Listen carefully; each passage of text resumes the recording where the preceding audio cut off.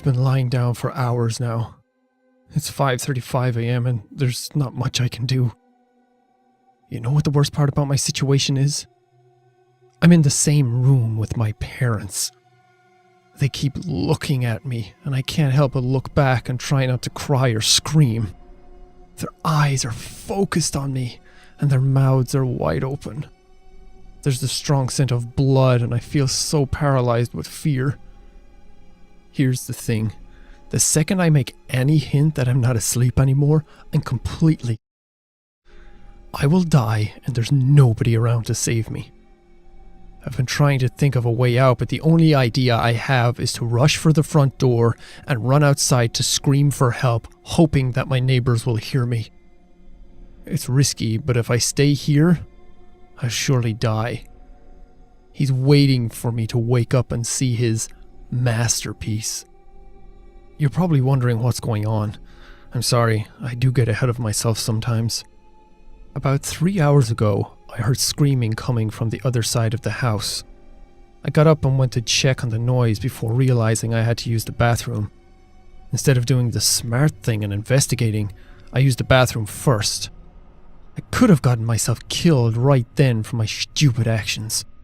But I actually did my business and took a peek outside the bathroom door. There was blood on the carpet. I got very worried and ran back to my room, hiding under the sheets like I was. I tried to convince myself to go back to sleep, that it was just some really vivid dream or something like that. But I heard my bedroom door open. Like the terrified child I was, I peeked from under my blankets to see what was going on. I could see something dragging my dead parents into the room. It wasn't human, I can tell you that. It was hairless, with no eyes and no clothing.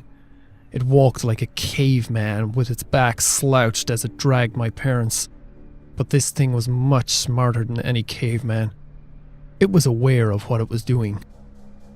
It propped my dad up on the edge of my bed and made him face me. It then sat my mother down in the chair and positioned her towards me as well. It started rubbing its hands upon the wall, staining them with blood, and then drew a circle with the devil's pentagram in it. This thing had made what it would probably call a masterpiece.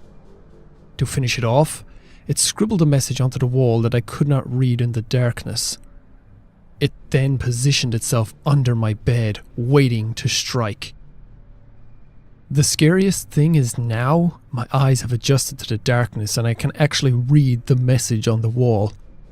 I don't want to look at it because it's terrifying to even think about it.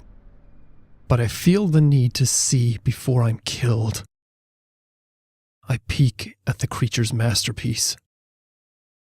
I know you're awake.